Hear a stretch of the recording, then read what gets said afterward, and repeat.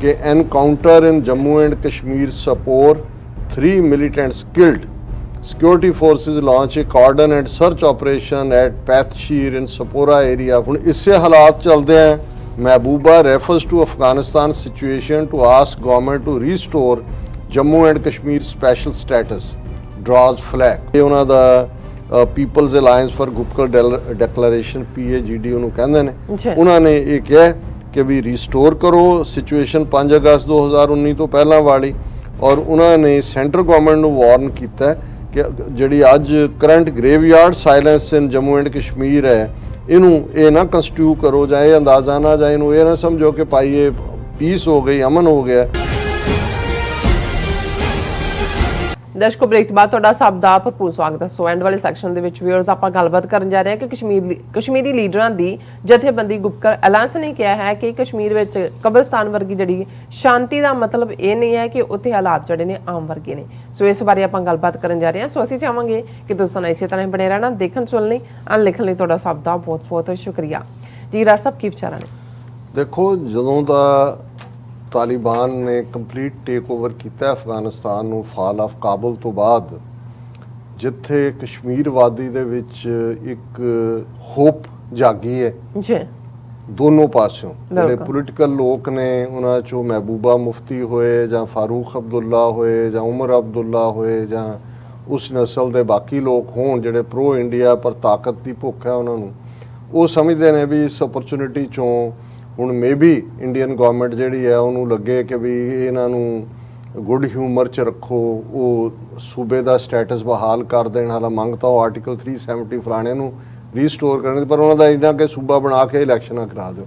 ਪਰ ਦੂਸਰੇ ਪਾਸੇ ਮੋਰ ਹੋਪਫੁਲ ਔਰ ਸੱਚਮੁੱਚ ਕੁਝ ਕਰਨ ਦੀ ਚਾਹਨਾ ਰੱਖਣ ਵਾਲੇ ਉਹ ਜੁਝਾਰੂ ਨੇ ਜਿਨ੍ਹਾਂ ਨੂੰ ਲੱਗਦਾ ਹੈ ਕਿ ਭਾਈ ਜੇ ਉਹ ਕਰ ਸਕਦੇ ਨੇ ਤੇ ਅਸੀਂ ਕਿਉਂ ਨਹੀਂ ਕਰ ਸਕਦੇ। ਇਸ ਲਈ ਤੁਸੀਂ ਦੋਨੋਂ ਤਰ੍ਹਾਂ ਦੀਆਂ ਖਬਰਾਂ ਜਿਹੜੀਆਂ ਨੇ ਉਹ ਕਸ਼ਮੀਰ ਚੋਂ ਜਿੰਨੀਆਂ ਕਿ ਨਿਕਲ ਰਹੀਆਂ ਨੇ, ਕਿਉਂਕਿ ਬਹੁਤ ਸਾਰਾ ਤਾਂ ਸੈਂਸਰ ਔਰ ਖੌਫ ਔਰ ਡਰ ਔਰ ਉਹਨੂੰ ਰੋਕ ਦਿੰਦੇ ਨੇ।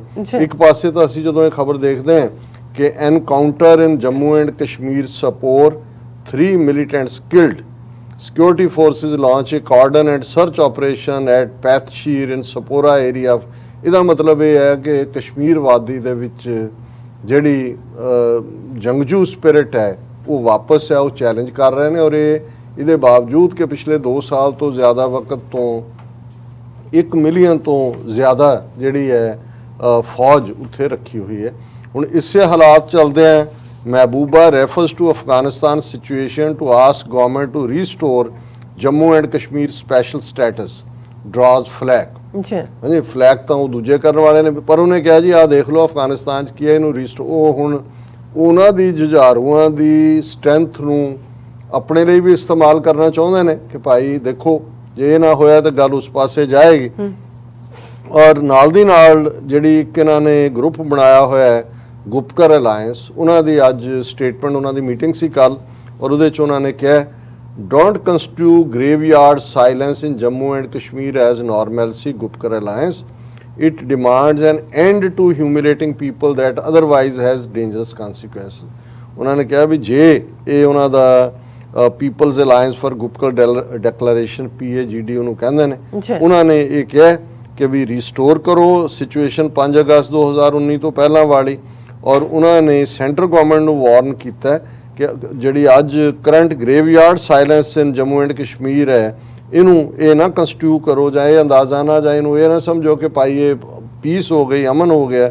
ਔਰ ਇਹ ਅਦਰਵਾਈਜ਼ ਇਹ ਜਿਹੜਾ to India's civil society and political parties we want to convey that we too want to live a life of dignity. However, the current government takes pride in inflicting humiliation on us.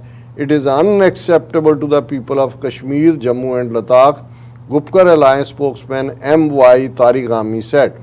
ਇਹ ਫਾਰੂਕ ਅਬਦੁੱਲਾ ਦੇ ਘਰ 'ਚ meeting ਹੋਈ ਔਰ ਉਹਨਾਂ ਨੇ ਇਹਦੇ 'ਤੇ ਰੈਜ਼ੋਲੂਸ਼ਨ ਵੀ ਕੀਤਾ ਕਿ ਭਾਈ ਇਹ ਜਿਹੜੀ ਹੈ ਗ੍ਰੇਵ ਯਾਰਡ ਦੀ ਕਬਰਾਂ ਦੀ ਸ਼ਾਂਤੀ ਹੈ, ਪਰ ਇਹਨੂੰ ਜੇ ਤੁਸੀਂ ਇਵੇਂ ਹੀ ਲਾਓਗੇ ਤੇ ਫਿਰ ਇਹ ਸਮਝੋ ਕਿ ਭਾਈ ਤੁਹਾਨੂੰ ਉਹਦੇ ਜਿਹੜੇ ਨੇ ਕਨਸੀਕੁਐਂਸਿਸ ਭੁਗਤਣੇ ਪੈਣਗੇ।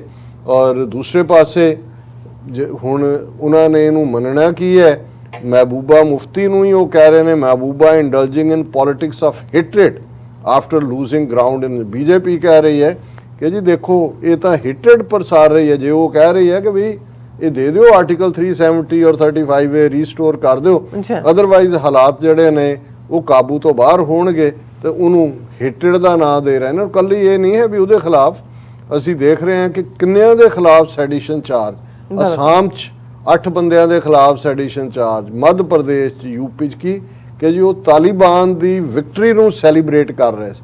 ਕਸ਼ਮੀਰ 'ਚ ਤਾਂ ਆਲਰੇਡੀ ਉਹਨਾਂ ਨੇ ਇੰਨੇ ਕੁ ਹਜ਼ਾਰ ਪ੍ਰਿਜ਼ਨਰ ਰੱਖੇ ਹੋਏ ਨੇ, ਬਾਹਰ ਭੇਜੇ ਹੋਏ ਨੇ, ਲਗਾਤਾਰ ਮਾਰ ਵੀ ਰਹੇ ਨੇ ਝੂਠੇ ਪੁਲਿਸ ਮੁਕਾਬਲਿਆਂ 'ਚ, ਕਿ ਉਹਨਾਂ ਨੂੰ ਉਹ ਕੋਈ ਹੋਰ ਐਕਸਟਰਾ ਕਰਨ ਦੀ ਲੋੜ ਨਹੀਂ ਹੈ। ਪਰ ਰੈਸਟ ਆਫ ਇੰਡੀਆ 'ਚ, ਔਰ ਮੈਨੂੰ ਇਹ ਲੱਗਦਾ ਹੈ ਕਿ ਵੀ ਜਿੱਥੇ ਅਕਸਰ ਇਹ ਕਿਹਾ ਜਾਂਦਾ ਹੈ ਵੀ ਇੱਕ ਪਾਸੇ ਲੋਕ ਲਾਸ਼ਾਂ ਗਿਣਦੇ ਨੇ ਤੇ ਸਿਆਸਤਦਾਨ ਵੋਟਾਂ ਗਿਣਦੇ ਨੇ ਤੇ ਵਪਾਰੀ ਡਾਲਰ ਗਿਣਦੇ ਨੇ ਉਹਨਾਂ ਲਾਸ਼ਾਂ ਦੇ ਹਵਾਲੇ ਨਾਲ, ਲੱਗ ਮੈਨੂੰ ਇਹ ਰਿਹਾ ਕਿ ਵੀ ਇਹਨਾਂ ਨੇ ਨਾ ਤਾਂ ਕੋਈ ਕਸ਼ਮੀਰ ਔਰ ਦੂਜਿਆਂ ਨੂੰ ਕੋਈ ਦੇਣੀ ਹੈ ਰਾਹਤ, ਸਿੱਖਾਂ ਨੂੰ ਵੀ ਜਿਨ੍ਹਾਂ ਨੂੰ ਲੱਗਦਾ ਹੈ ਥੋੜਾ ਬਹੁਤ, ਹਾਲਾਂਕਿ ਰੂਲ ਆਊਟ ਨਹੀਂ ਕਰਦੇ ਕਿ ਜੀ ਸ਼ਾਇਦ ਇਸ ਘਬਰਾਹਟ 'ਚੋਂ ਜੋ ਅਫਗਾਨਿਸਤਾਨ ਚੱਲ ਰਿਹਾ ਹੈ ਉਹ ਸਿੱਖਾਂ ਨੂੰ ਕੋਈ ਨਾ ਕੋਈ ਜਿਹੜਾ ਹੈ ਉਹ ਨੇੜੇ ਲਿਆਉਣ ਦੀ ਕੋਸ਼ਿਸ਼ ਕਰਨ।